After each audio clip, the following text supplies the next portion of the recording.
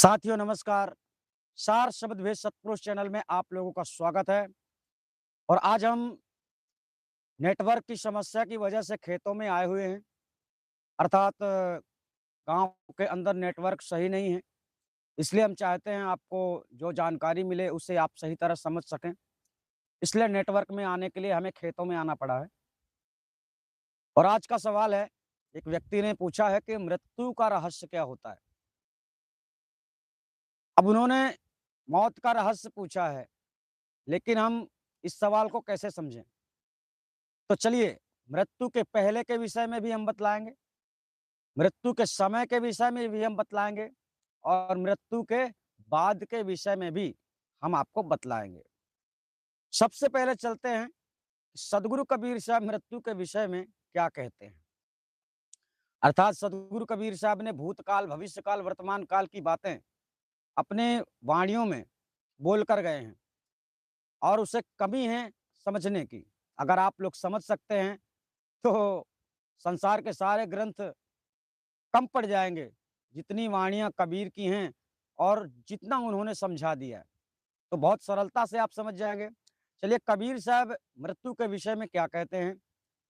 और शरीर से संबंधित जीवन जब तक आपका रहता है, तब तक शरीर का महत्व होता है और जब जीव इस शरीर से निकल जाता है, तो इस शरीर का महत्व खत्म हो जाता है।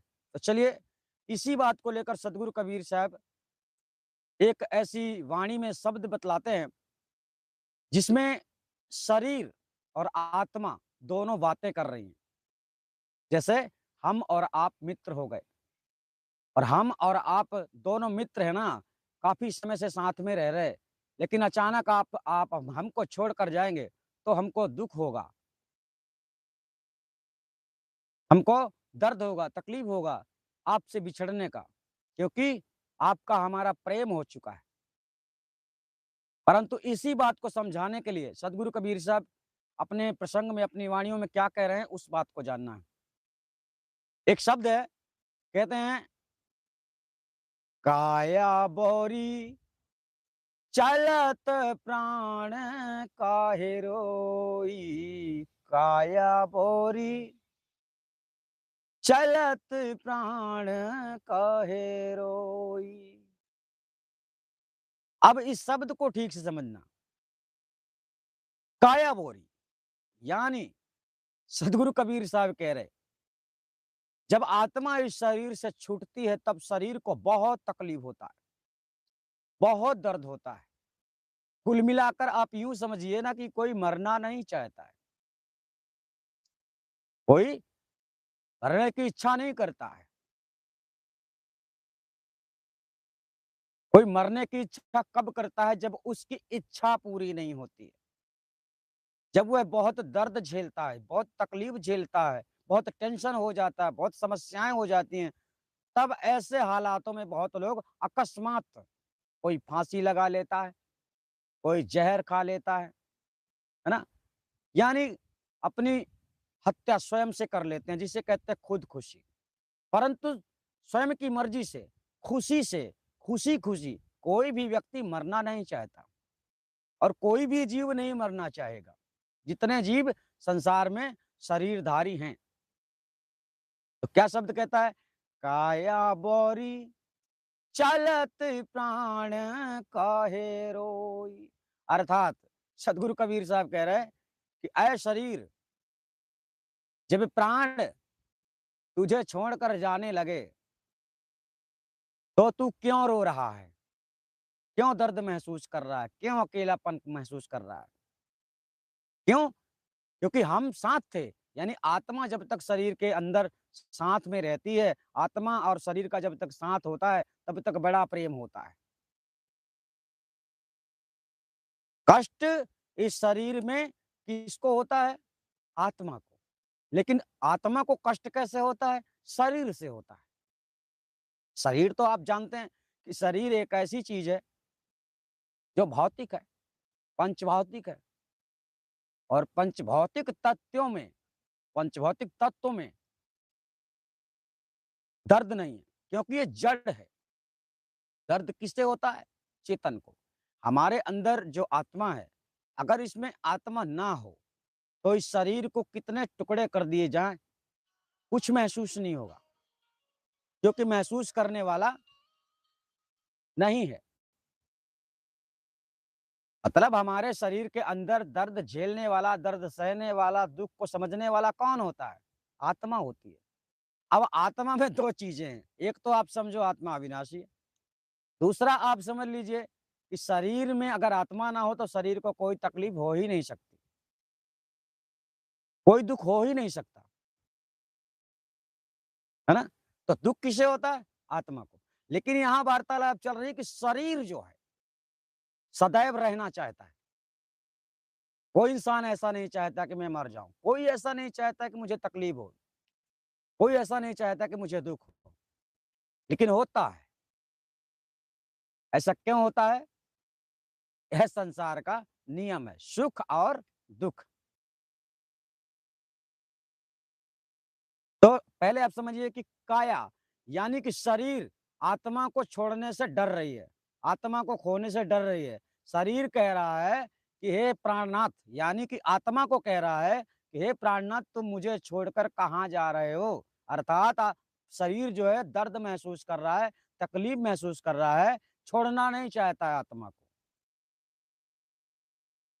तो यहाँ पर शरीर ने आत्मा को कहा, ये समझने का विषय है। जब आत्मा इस शरीर को त्यागती है, आत्मा इस शरीर से निकलती है, तब शरीर का महत्व वजूद खत्म हो जाता है, अर्थात शरीर उस समय दुःख व्यतीत कर रहा है यहाँ पर। अब यहाँ पर प्राण यानी कि आत्मा का जवाब सुन लीजिए। प्राण कहे सुन काया बोरी, तोरी मोरी संग न होई। प्राण कहे सुन काया बोरी, तोरी मोरी संग न होई। अर्थात प्राण अर्थात आत्मा कह रही है कि सुन शरीर, यानी जिस शरीर में आत्मा रहती है, उसी शरीर को आत्मा जब चल देती है, जब आत्मा निकल कर इस शरीर से दूसरी जगह में जाने के लिए तैयार हो जाती है, अर्थात शरीर छोड़ने का समय जब आता है, तब प्राण यानी आत्मा कहती है, इस प्राण कहे सुन काया बोरी, यानी शरीर को कह रही है कि तेरी मेरी संगति नहीं हो सकती है, यानी सदैव के लिए तेरी मेरी संगति नहीं हो सकती है। क्यों? क्योंकि हमारा कुछ ही समय का नाता है। ये संसार में जितने रिश्ते नाते आपको दिख रहे हैं ना, ये मेरा भाई है, चाचा है, भतीजा है, काका है, मामा है, फूफा है, दादा है, दादी है, माँ है, बाप है, जो भी है, जितने रिश्ते आपको संसार में दिखाई दे रहे, आपके वर्तमान में भी जितने रिश्ते हैं, ये केवल यहीं तक सीमित हैं। इसके बाद आपका कोई रिश्तेदार नहीं होगा, आपका कोई माँ-बाप नहीं होगा, आपके कोई भतीजे, ना बेटे, ना बेटी, कोई नहीं होंगे। इसके बाद जब तक आप संसार में शरीर धारण करके हैं, जैसे मनुष्य के शरीर में हो, है ना? तो मनुष्य के रिश्ते-नाते आप समझ रहे हैं, वो मेरा भाई है, वो मेरा माता है, वो मेरा पिता है ना? तो इस प्रकार से आप समझ रहे हैं। लेकिन यह नाते रिश्ते जो हैं, ये कुछ समय के लिए हैं। इसलिए साहब ने कहा, "जासो नाता आदि का, बिसर गया सो ठौर।" जिससे आपका प्राचीन नाता है, जिससे रिश्ता आपका पुराना है, जिससे रिश्ता आपका सदा से है, आप उसे भूल गए। और वो नाता किससे था? परमात्मा से था। आप परमात्मा के अंश हैं, आत्मा हैं। आप जब परमात्मा में रहते थे, जब परमात्मा के पास रहते थे, परमात्मा के समीप थे, परमात्मा के स्थान में थे, तब आपको दुःख, पीड़ा, चिंता, क्रोध, भूख, प्यास, नींद, ये सब से आप मुक्त थे। आपका कोई रिश्तेदार नहीं था। लेकिन अब है। तो यहाँ पर ये जो जड़ और चेतन का संबंध है, यानी चेतन बोले तो आत्मा और जड़ बोले तो शरीर। तो ये जो संबंध है, ये कुछ समय के लिए है बोले तो यहाँ जब तक आप धरती में शरीर धारण करके रह रहे। हेलो, खुश रहो बेटा, खुश रहो। ध्यान से समझने का विषय है।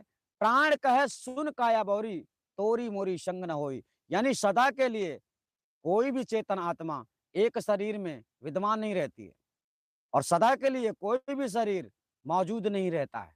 जैसे सतयुग में कोई और था, त्रेता में कोई और था, द्वापर में कोई और था, कलयुग में कोई और। यानी जो एक बार इस संसार से गया वो दोबारा नहीं आया। दोबारा नहीं आए बोले तो जो शरीर एक बार लुप्त हुआ वो शरीर दोबारा इस संसार में नहीं आया। जो स्वरूप, जैसे आपके दादा परदादा का जो स्वरूप रहा होगा, है ना, तो वो दादा परदादा स्वयं उस शरीर के साथ इस संसार में नहीं आए होंगे कभी भी। हेलो, खुश रहो बेटा। ठीक है। अब आपने यहाँ पर समझा कि प्राण कह रहा है, यानी आत्मा कह रही है शरीर से कि तेरा मेरा सदैव का नाता नहीं हो सकता है। क्यों? क्योंकि आत्मा अविनाशी है और जड़ यानी शरीर विनाशशील है। इसलिए सत्य और झूठ का संबंध नहीं हो सकता। ये दोनों बातें समझनी है। सुख और दुख एक साथ नहीं रह सकते। जब आपको दुख होगा उस समय सुख नहीं होगा, जब आपको सुख होगा उस समय आपको दुख नहीं होगा। ये चीजें आपको थोड़ा ठहर कर समझ लेना है, विचार पूर्वक। ठीक है ना? जहां हानि है वहां लाभ नहीं है, जहां लाभ है वहां हानि नहीं है। समय समय की बात है ना? तो अब आगे चलते हैं। आत्मा और क्या कह रही है? प्राणी कहे सुन काया बोरी, तोरी मोरी संग न होई। तो ही अस्मित्र बहुत हम त्यागा, संग न लीना कोई। काया बोरी चलत प्राण काहे रोई। वाणी बहुत बड़ी है, लेकिन यहां तक समझने के लिए महत्वपूर्ण बात है, क्योंकि आगे तो फिर संसार की बातें आ जाती हैं। तिरिया रोवे माता रोवे, जब आपका शरीर दहन हो जाता है वो तो अलग चीज है, लेकिन यहां तक बहुत समझने का विषय है ना। तो ही अस मित्र बहुत हम त्यागा, संग न लीना कोई। यहाँ आत्मा कह रही है कि तेरे जैसे मित्र यानी तेरे जैसे शरीर हमने बहुत त्याग दिए। तुम्हारे जैसे मित्र यानी इस प्रकार के शरीर आप लोगों ने अनेकों शरीर खो चुके हैं। अब इस तरह का शरीर का मतलब ये नहीं कि मानव शरीर, ये मानव शरीर हो गया। कभी आप और जीव जंतु भी बने रहे होंगे, कभी जल में रहने वाले मछली जीव जंतु आदि बने रहे होंगे, कभी जंगल में रहने वाले कोई जीव जंतु बने रहे होंगे। यानी शरीर, पांच भौतिक शरीर आपने बहुत बार त्यागा। यानी आत्मा कह रही है कि इस प्रकार के शरीर मैंने कितने त्याग दिए, एक भी साथ में नहीं लिए। तो इस शरीर में रहकर आपको घमंड नहीं करना चाहिए, गुमान नहीं करना चाहिए, ज्ञान अर्जन करना चाहिए। ये मानव का जो तन है बहुत श्रेष्ठ है, और वो श्रेष्ठ इसीलिए है कि अगर आप ज्ञान मार्ग में चलते हैं, सत्य मार्ग में चलते हैं, अपने जीवन के लक्ष्य को ढूंढते हैं, तो हो सकता है कि आपको वो लक्ष्य मिल जाए जिस लिए ये जीवन मिला। देवों को भी दुर्लभ ये मनुष्य का शरीर बतलाया जाता है, और मनुष्य को जब आपको ये शरीर मिल जाता है तब आप देवों की भक्ति करना शुरू कर देते हैं। देवों को भी दुर्लभ है ये मानव तन, पहले तो ये समझ लो। क्यों? क्योंकि इस शरीर को पाने के बाद आप भक्ति अपना सकते हैं, और भक्ति करके अपना कृतार्थ यानी कि कल्याण कर सकते हैं, आपको मोक्ष मिल सकता है। लेकिन यहाँ होता क्या है, जब आपको मनुष्य का शरीर मिलता है तब आप क्या करते हैं, देवी देवताओं को अपने से श्रेष्ठ मानने लगते हैं। क्यों? क्योंकि देवी देवता चमत्कार करते हैं, वो इतना ही कर सकते हैं, उनके बस की बात नहीं है भक्ति वक्ति करना, क्योंकि वो तो अपने ही शक्ति के घमंड में चूर रहते हैं। तो उन्हें भक्ति से क्या लेना देना? पहली बात, भक्ति की जो विशेष बात है वो मनुष्य में है, और कोई जीव जंतु भक्ति कर नहीं सकता। अंतर्मन की भक्ति कर सकते हैं। अंतर्मन की भक्ति जानते हो, सर्वत्र जीव देवी देवता आदि गण क्या सोचते हैं?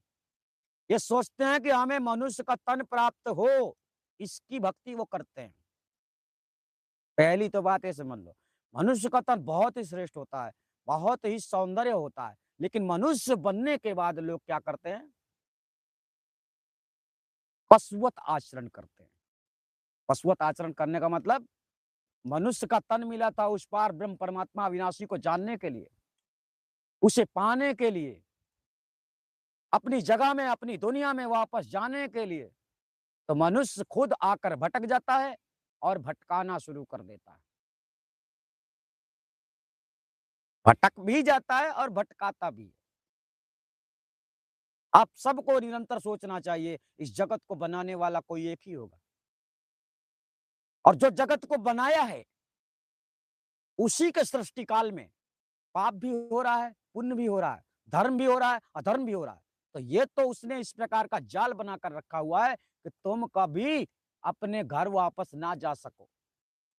जहां विश्व शांति है, जहां सबको शांति है, जहां शांति के अलावा कुछ है ही नहीं, जहां आनंद के अलावा कुछ है ही नहीं, कुछ ऐसी दुनिया को त्याग कर आप संसार में आते हैं और खुद फंस जाते हैं। फंसाने वाले यहाँ बैठे हैं, यम के दूत। ये यमराज के दूत है जो आपको संसार में आने के बाद कहने लगते हैं कि तुम मुसलमान हो, कोई कह देता है तुम ब्राह्मण हो, कोई कह देता है तुम क्षत्रिय हो। अरे तुम इंसान हो। सीधी बात तो ये यूं समझो। जहां जाति पाति का मतभेद आता है, वहां सदगुरु कबीर साहब सीधे शब्दों में कहते हैं, मानुष एक जात है भाई, दूसरा जात कहां से आई? तो इसका जवाब भी कोई देने के लिए तैयार नहीं है। तो चलिए, ये तो चलता रहेगा। संसार में लोग अपनी बात मनमाने को ज्यादा सोचते हैं, लेकिन हमारा कहना यह है कि जो सदगुरु कबीर साहब के शब्द हैं, उनकी जो शिक्षा है वह निष्पक्ष है, किसी के पक्ष में नहीं है। उन्होंने आत्म कल्याण का रहस्य बतलाया, आत्म कल्याण की सच्चाई बतलाई। तो चलिए, अभी तो हमने यहाँ पर आपको बतलाया कि आत्मा जो है वो खुद कह रही है कि तेरे जैसे हमने बहुत सारे मित्र त्याग दिए, यानी उन्हें अपने संग में लेकर नहीं घूम रहे। अर्थात आपका ना जाने कई कितने जीवन ऐसे जन्म लिए आप और मर चुके, जन्म लिए और आप मर चुके, जन्म लिए और मर चुके। इन बातों पर लोग विचार नहीं करते हैं। इसलिए कहते हैं इस संसार में कर्म प्रधान विश्व रचिरा का, यानी कर्म जैसा आप करते हैं। तो ये तो रामायण का शब्द हो गया। हालांकि हमको रामायण का शब्द नहीं बोलना चाहिए, परंतु ये सत्य है।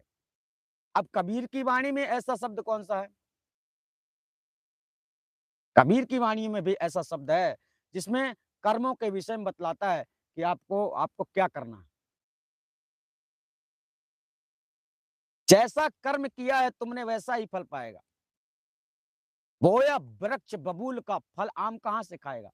आपने इस संसार में कांटे बोए, दूसरों के लिए षड्यंत्र बनाया, दूसरों के साथ गलत किया, अत्याचार किया, भ्रष्टाचार किया, तो क्या समझते हो तुम्हारे साथ ऐसा नहीं होगा? होगा।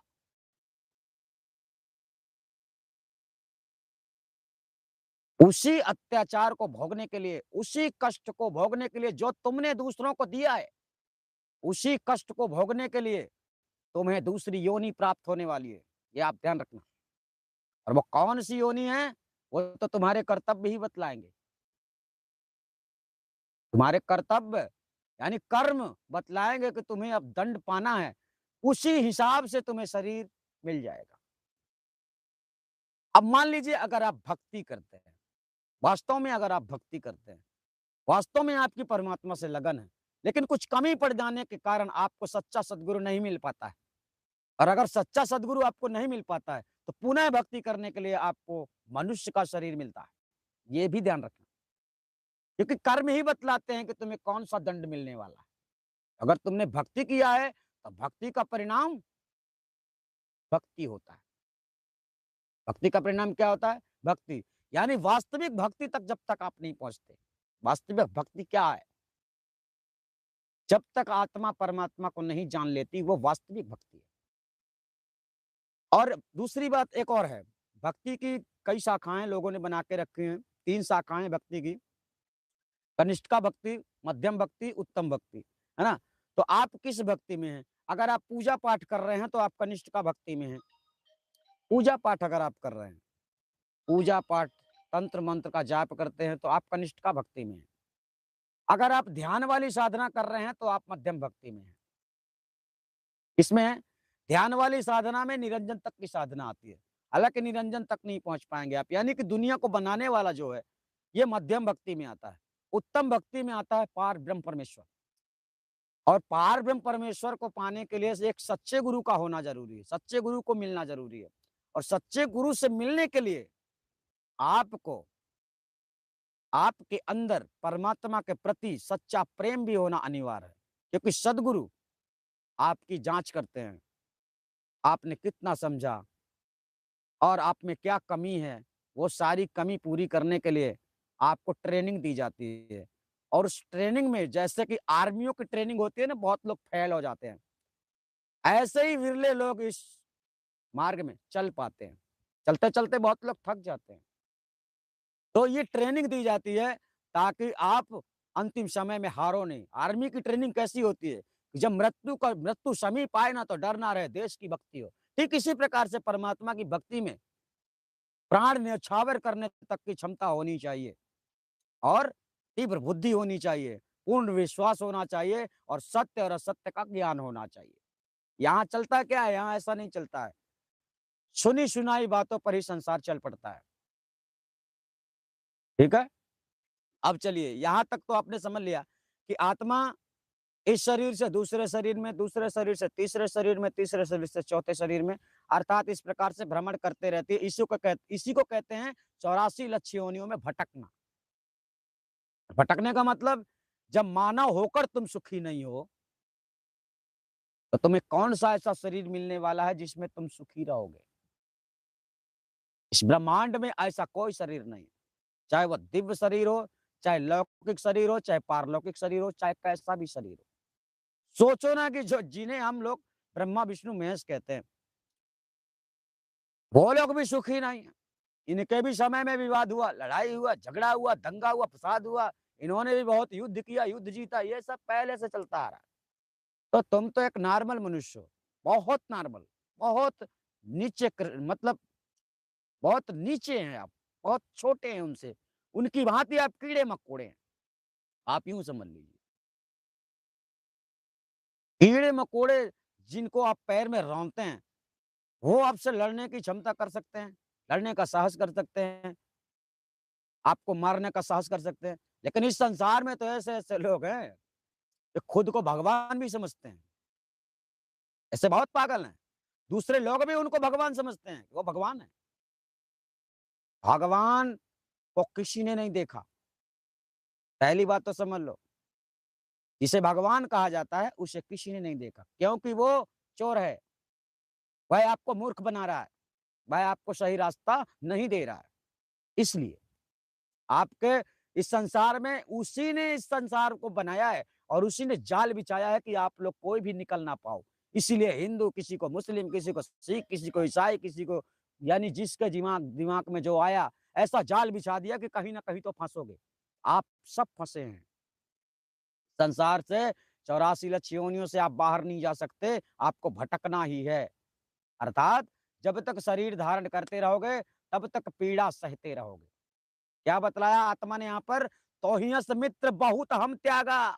तेरे जैसे बहुत सारे मित्र मुझे मिले, हमने किसी को भी अपने साथ में नहीं लिया। ये आत्मा कह रही है, शरीर से।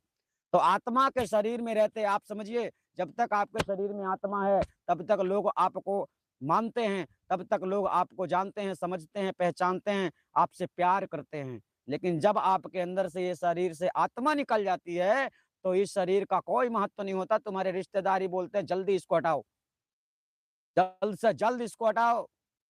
घंटा 2 घंटा का रोना होता है। तो ये घंटे 2 घंटे के प्रेम में आप पड़े रहते हैं। आपको अपने शरीर का, अपने जीव का कल्याण करने की बात नहीं आती दिमाग में कि हम क्या करें? हम क्या करने आए हैं? तो जो इसके अंदर है, महत्व तो उसका है और इसके अंदर जो है ना, वो अविनाशी है। वह खुद एक राम है, ध्यान रखना। वह खुद एक भगवान है, क्योंकि उसे कोई मार नहीं सकता। इसी प्रकार से वो भगवान है, जिसे कोई मार नहीं सकता। इस शरीर का राजा कौन होता है? मन होता है। लेकिन आप लोग राजा दूसरे को बना लेते हैं। हर शरीर में एक राजा होता है, वो मन होता है। तो फिर इसमें भी साहब ने कहा, जानत कौन पराये मन की। आपके मन की हम कहाँ जानते हैं, हमारे मन की आप कहाँ जानेंगे, है ना? तो चलिए, ये तो बातें हो गई मृत्यु के कुछ वार्तालाप हो गई शरीर की और आत्मा की। अब चलते हैं कुछ विशेष तथ्यों में। जब अब आपके मृत्यु करीब आती है, जब मृत्यु आपके करीब आती है तब क्या होता है? तब साथियों सबसे पहले आपका बुद्धि जो है, यानी बुद्धि यानी संकल्प विकल्प आपके अंदर खत्म हो जाते हैं। जब संकल्प विकल्प खत्म हो जाते हैं, तब चांचली मुद्रा में जो ब्रह्म यानी ब्रह्मांडी जो मन है हमारा, वह फैल जाता है पूरी तरह से। फैलने का मतलब संसार में फैल जाता है। जैसे आप एक जगह बैठे हैं तो आपका मन समिटा हुआ रहता है, लेकिन जब आप दुनिया में जाएंगे तो आपका मन फैल जाएगा। इसलिए उस समय जब आपकी मृत्यु समीप आती है, ऐसे मान लीजिए कि आपका एक्सीडेंट होने वाला है, तो सबसे पहले यहाँ का जो ब्रह्मांडी मन होता है वो आपका काम नहीं करेगा। कभी आप ऐसा समझना कि जब भी आपका एक्सीडेंट होने वाला हो और आप बच गए हो, तो समझना आपका जोर कहाँ पर आएगा, यहाँ पर आएगा। यहाँ पर कौन बैठता है? ब्रह्मांडी मन, यानी कि भगवान। ध्यान रखना। फैलने का मतलब हमारा ये होता है कि उस समय जैसे कि हमने एक बाल्टी में जल रखा, तो वो एकत्रित है और उसे हमने नीचे डाल दिया तो वो फैल गया। इस प्रकार से जब बुद्धि काम नहीं करती है उसका मतलब होता है फैल जाना, और उसी समय आपकी मृत्यु हो जाती है। दूसरी, कई ऐसे दृश्य हैं कि किसी-किसी को, यानी बोला जाता है, लोग कहते हैं कि यमदूत आते हैं। यमदूत आपके पास नहीं आते हैं। कभी-कभी कुछ ऐसा होता है कि आपको कष्ट नहीं होता है। मतलब आपने हो सकता है पाप ना किए हों, अगर पाप किए हों तो पाप के साथ आपने धर्म भी किया हो, यानी पुण्य भी किया हो। ऐसी स्थिति में आपके अंदर से शरीर प्राण को कैसे निकाला जाएगा? आप कैसे निकलेंगे? तो ऐसी स्थिति में आपको डराया जाता है। कैसे डराया जाता है? मान लीजिए आप वृद्ध हो गए हैं, है ना? आप धर्मात्मा भी हैं, गलत भी किए होंगे, आपने पुण्य भी किया, तो यहाँ पर लेबल में आ गया। आपके कुछ पाप मुक्त हो गए, यानी कि आप दंडनीय नहीं रह गए। तो ऐसी स्थिति में आपको शरीर छोड़ना, आप कैसे छोड़ोगे? अपने आप से नहीं छोड़ सकते।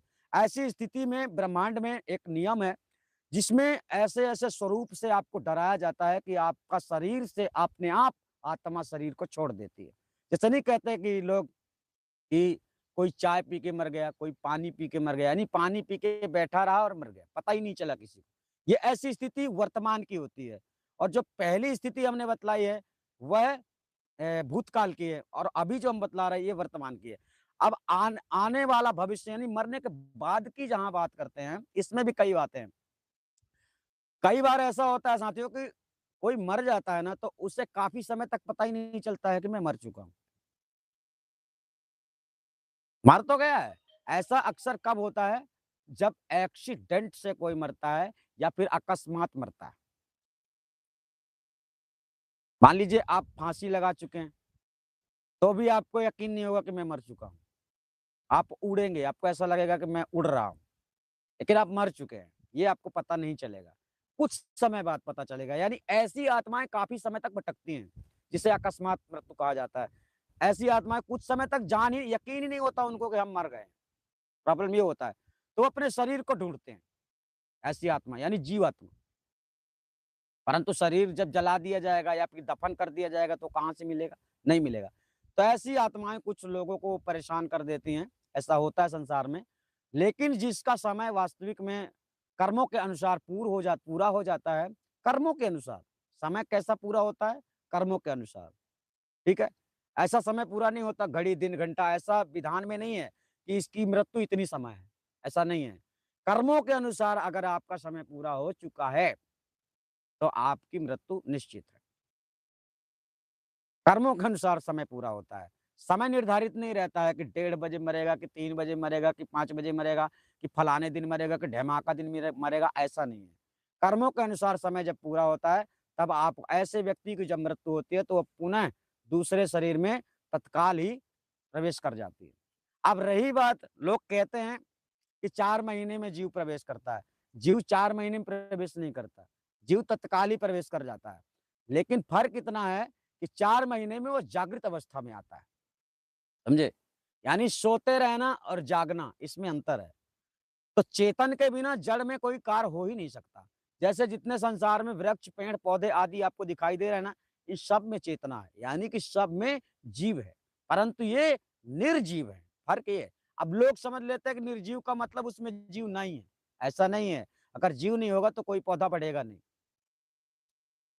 कोई पौधा बढ़ेगा नहीं। जितने भी फसल संसार में, यानी जीवों की जब बात करो तो जीवों की तुलना में सब आते हैं। जितने भी भौतिक संसार में हैं, ये पृथ्वी में जीव नहीं है, है। वायु में जीव नहीं है। आकाश में जीव नहीं है। सूर्य में जीव नहीं है। सब में जीव है। यानी जीव का ही तो यह दूसरा रूप है। ये दूसरा रूप है जीव का। हमने बतलाया था 2 प्रकार की सृष्टि रचना होती है, सूक्ष्म सृष्टि रचना और भौतिक सृष्टि रचना।